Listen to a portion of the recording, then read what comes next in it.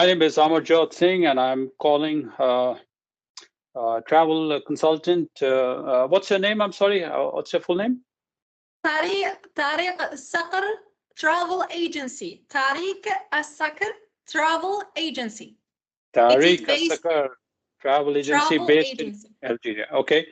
And you have some questions about Canada and Canada immigration from me. I'll try my best to answer all your questions. So go ahead with your questions, and then I'll try to answer them. Please go ahead. Thank you.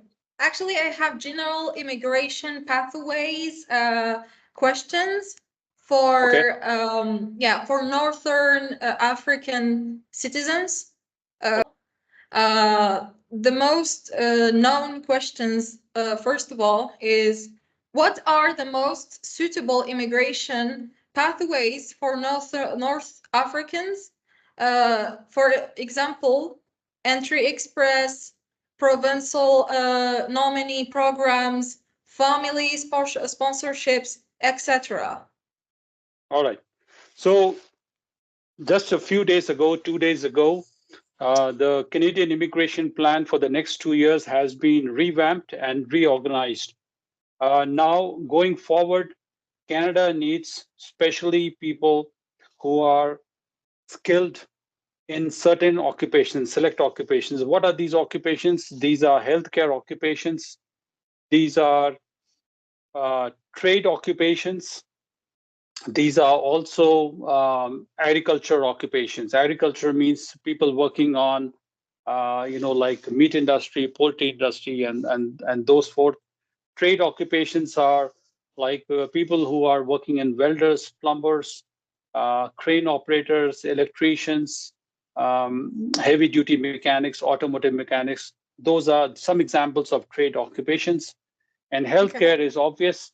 Anybody who is working in a hospital or a medical setting, they are healthcare, like doctors, nurses, pharmacists, physiotherapists, surgeons, dentists, healthcare field in general. Everything. So these are the three main occupations where we have special emphasis on attracting immigrants. Now, from now on, because of the cut in immigration plans for the next 2 years, we have more importance and more weightage to people who are already in Canada right now. Some people who came to Canada, who were studying here, they are working, they have experience in Canada, they will get more weightage going forward in our point system. So that's my short answers.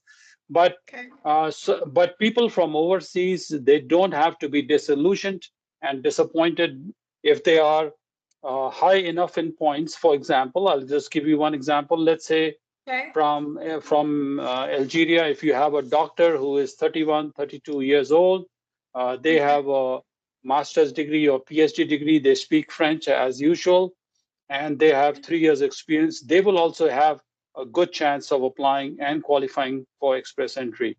But on a general, it is within Canada occupations that they are most in demand for future express entry processes, just to focus on the immigrants that are already in Canada. That's right. So these are called temporary residents, students, and workers who are already in Canada for many years. So they will get more weightage going forward in the future point system. Okay, thank you. My next question will be, what are the differences between the Entry Express system and Provincial Nominee Program, PNP, for someone from Algeria, Morocco, Tunisia, etc.? It really does not matter where they are from. These countries are francophone countries, and we have great incentive for francophone applicants to come and live in Canada outside Quebec. The PNP system is focusing on the provinces to choose their own applications based on certain criteria. For example, in Alberta, they want certain occupations. In Ontario, they want certain occupations to be targeted. So provinces have some discretion in choosing their own, which is suitable for their own economy. The Federal Express entry system is based on what is universal in entire Canada, irrespective of where they choose to live. So that's the major difference between these two programs. But as far as the francophone countries are concerned, the Are government more is likely to have a higher chance for yes. acceptance. The reason why they will have a high chance because of the language proficiency in French. We are focusing on French speaking skilled professionals, especially for permanent immigration and also for work permit. So if a francophone person has a job offer outside Quebec, anywhere in Canada, they are on a special fast track path towards getting a work permit without LMIA. Also, no LMIA required if they have a skilled job offer outside Quebec, anywhere in Canada. Okay, my third question, you already answered it, but you can give a brief explanation. It's are there specific programs or pathways available for skilled workers from North Africa? It is not specific to a region of the planet that if they are from North Africa, from South Africa, or Asia, or Latin America, we are focused on skills and language. If they speak language, if they speak French, and if they are native speakers in French, if they can take a language proficiency test, they get additional points in the express entry, and get a benefit of the quotas in some system, and that's what it is. So it does not matter whether they are living in North Africa right now or they are living in China. If they speak French, we want them. So the only issue is you need to speak French and to be fluent in French just to get like a higher chance of acceptance. Absolutely. There's a quota for francophone occupations, not occupations, the francophone segment of the occupations. In many, I know Ontario has it. Some other, provincial systems have additional weightage for French-speaking people. And in summary, if you speak French, you are specially advantaged besides somebody who just speaks English. So compared to English and French, French has more substance and weightage right now. Yeah. Well, we're gonna move forward to requirements and eligibility. My question is, what are the minimum language requirements for French and English, IELTS and TCF exams for the immigration programs I am eligible for, or the candidate eligible for? Yeah, you should try this. Go to Google later on, and anybody who's listening to this conversation, go to Google and type CLB, which is called Canada Language Benchmark. So we can write that down below in the video. Yes, you can. And once you look at the CLB levels, so what we lead is a CLB level 7 minimum each, minimum reading, writing, speaking, and what is that? I forgot. Reading, speaking, listening, and hearing, writing. I think. Yeah. Yes. So these four criteria of language test, you require a minimum CLB level of 7. So you can compare. You can check your the TEF, the test of the English, the French language test, and find out what is the IELTS, excuse me, and TCF. That's right. So anybody who's applying for Express Entry, they need minimum CLB level 7 to qualify. Okay. But the higher the better. Like somebody who's speaking French like you, who is a native speaker of French, I'm sure they will get the highest possible. So it is a good boost for them. That's good. My second question is, how do my candidate age, education, and work experience impact the eligibility endpoints? Yeah, so Express Entry is a point system, and they have points for age. So the best people are who are less than 34. They are around, maybe 31, 32. In the 20s. So that's well, 20s. If they are in 20s, they will likely not have the experience. So it's not only it's not only just the age. We need a combination of four factors. One is age, second is education, third is experience, and the fourth is language skills. So when we are talking about experience, ideally the applicant should have around 3 years of experience. So that's ideally. So if they have a master's degree, that is better than a bachelor's degree as far as point allocation is concerned. So if they, for example, if they graduate from the university, if they are 25 or 26 years old, when they get a master's degree, by the time they have 3 years experience, they will be touching 30. So anybody who is around 29, 30 plus, they are the best people, because if the person is 25 years old, they will not likely have enough Yeah. experience to boost up the points. And the fourth is the language skills. Of course, you can take the language and try to get the maximum points in the language. Yeah. Now we're gonna move forward to how is work experience verified for North African applicants, and what documentation is needed? Yeah. So when it is universal to all people, not only North Africans, they have to produce the job experience letters. They have to produce their salary slips. If they are working, they must be getting a salary. And if they have a tax return, they must also produce a tax return to show that that's the income they received in that year. And your job description has complete information about the employer's phone number, email address, and those things, so that if the Canada Immigration wants to verify, they have a way to verify with the employer that the person really worked. And they are very, very good at verifying. If there's any false information, the candidate will be banned for misrep for 5 years.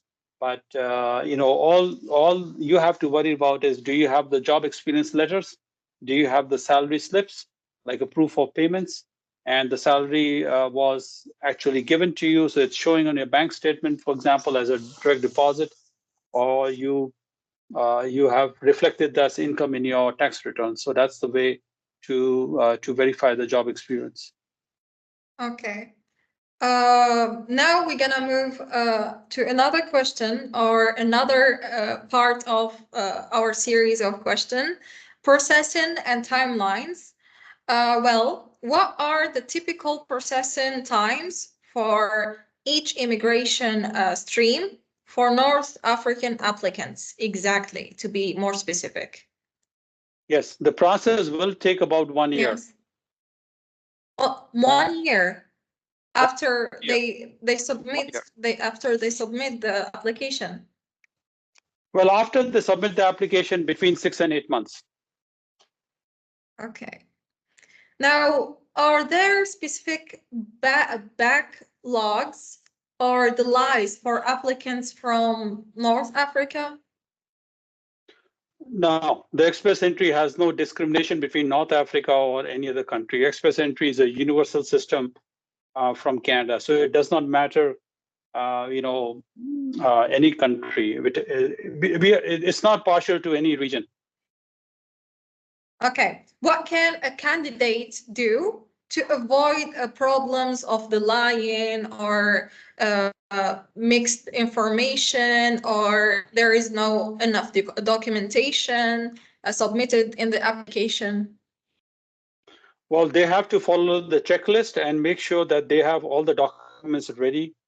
For example, job experience letter, education assessments done, language test ready, marriage certificates if they're applying for the marriage. They don't have any medical problems. Their police clearances are valid.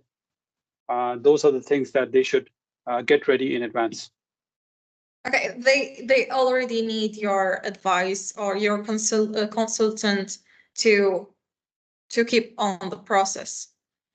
That's right. That's right. So if we are doing the application, we can tell them step by step what documents is needed now and what documents will be needed later on, so that they keep them ready. Okay, we will put down below all the information they need to access That's your right. contact.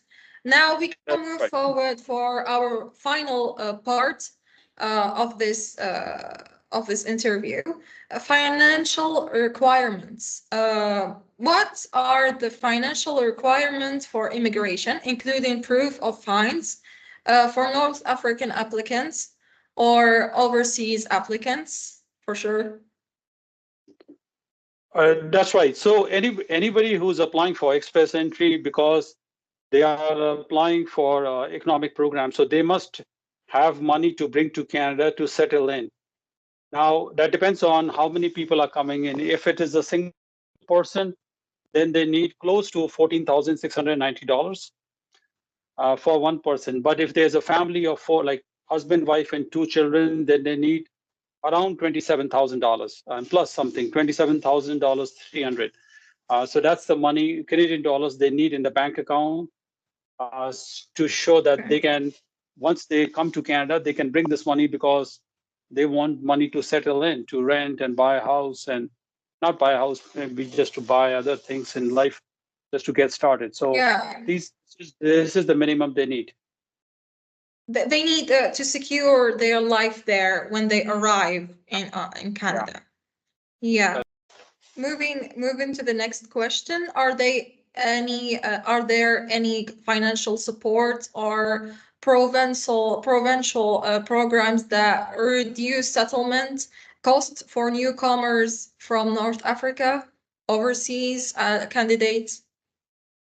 No, the government does not give any money to settle in. But once they become immigrants in Canada, there are a variety of programs to help them make a resume, improve their English, find a job, and then to apply for the various programs. But the government does not give free money to anybody. Okay. Job opportunities and integrations.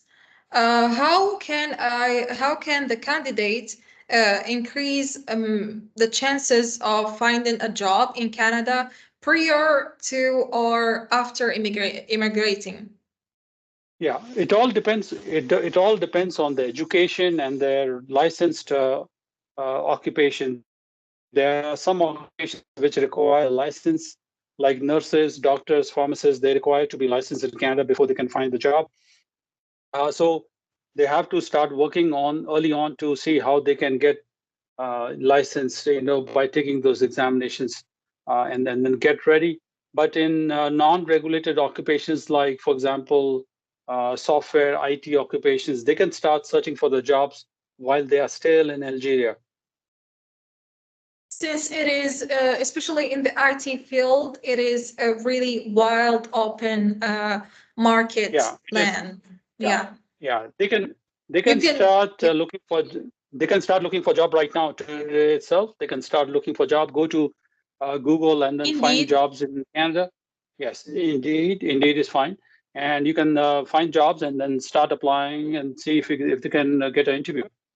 They can try to polish their resume based on free help on Google, but I don't think it's needed. It's so overhyped. If they have the skills, if they are a computer science graduates, for example, if they have skills in demand, they can show their portfolio and then try to get an interview from the employer. So they can keep polishing this resume, but you don't have to pay money to somebody else to make your resume more like a Canadian friendly resume. That's okay. I think the employers are looking at the skills, not just the resume only. Exactly. Yeah. They are looking for experiences. You already answered this question. It is about, is there any support programs for North African or overseas candidates, newcomers, to help with employment and language training? Yeah, there's ample support to all immigrants. Once they become immigrant here, so the government gives them references to settlement agencies, which can help them make a resume. After you immigrate, your resume, language skills, and maybe job search help. Settlement to different agencies. Maybe they want to apply for further studies or programs to help them, gain further skills. Yeah, there's a quite a number of settlement services available in everywhere. That's great. Yeah. Now, moving on with family sponsorship and other options, there is a question, a common question between candidates. They are asking what are the options for family sponsorship if they have relatives in Canada, inside Canada. That's right. So relatives are only two classes of relatives which will require for family sponsorship. Once, if the person is married, if the husband or wife is Canadian citizen or Canadian PR here, so that's they can sponsor the other person, or if they are parents. So, for example, they are parents, their children are living here, or the parents are here, or the children are living overseas. So, actually, it's just a one way around because parents cannot if the parents are themselves citizens here, most likely the children are there as well. But children who are PR and citizen, they can sponsor their parents. They can bring their parents on PR on family sponsorship. Okay. Can family members like a spouse or dependent children accompany the immigrant? And what is the process for them? When you apply for immigration, when you apply for express entry, the whole family can apply. Like say husband, wife, and children, all of them become part of one single application. Excuse me. So the husband or the wife, if she applies, or the husband, if he applies, the children or the spouse or the other significant, they apply on behalf of the It's one all it's he all is applying. it's it is all one single application. So if the husband is qualifying, so the wife and children can become the part of the application altogether. So you have to look at a different way. If the husband is applying for immigration under express entry, the wife and children will also get the immigration at the same time. Now, if the husband is applying for work permit, especially if it's a skilled work permit, then the wife can also get a work permit at the same time, and the children can also get to accompany the family. Okay. Now we're going to move in to settlement and support services. Are there specific organizations that provide settlement services for North African immigrants in Canada? As I said, settlement services is universally available to everybody. It's not specific to North Africa or some other region. Okay. What support services are available for cultural integration, such as housing assistance and community programs? The settlement agencies, when they offer the services, they will offer you language training, plus also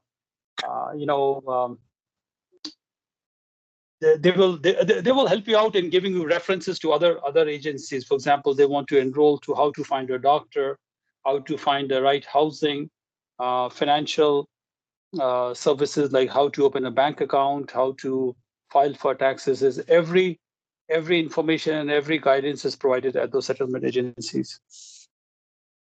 Okay. As for additional consideration, as an immigrant expert like you, is there any specific advice for immigrants or someone who's willing to immigrate, either is from North Africa or overseas?